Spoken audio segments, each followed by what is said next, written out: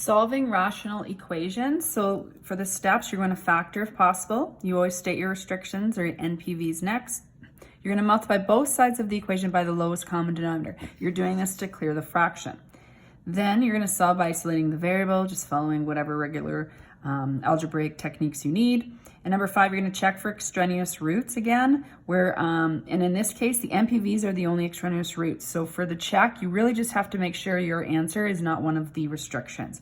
So let's take a look at number 1. Since we are going to need to state those restrictions, we want to make sure we do that early on. We don't have anything to factor, so we're going to just write our restriction of x cannot equal 0.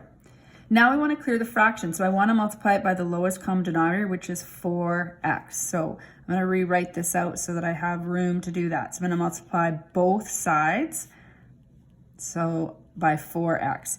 You don't want to just do this once. You can't multiply through an equal sign, so you want to make sure that you show that you're multiplying on both sides.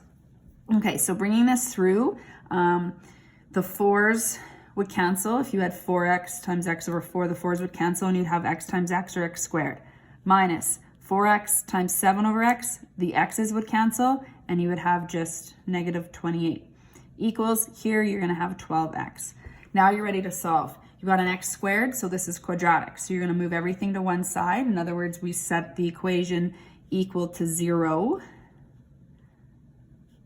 so that we can solve. You're going to factor. If something didn't factor, you could use the quadratic formula, or even if the numbers, you can find the factors. The quadratic formula works here well here as well.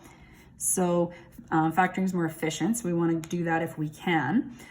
Two numbers are multiplied to negative 28. Add to negative 12 would be negative 14 and 2. So that would mean x would equal 14 and x would equal negative 2. The only non-permissible value would be x cannot equal 0, so therefore both of these would be an answer. So we would say neither, I'm just putting this in so we remember, neither are NPVs.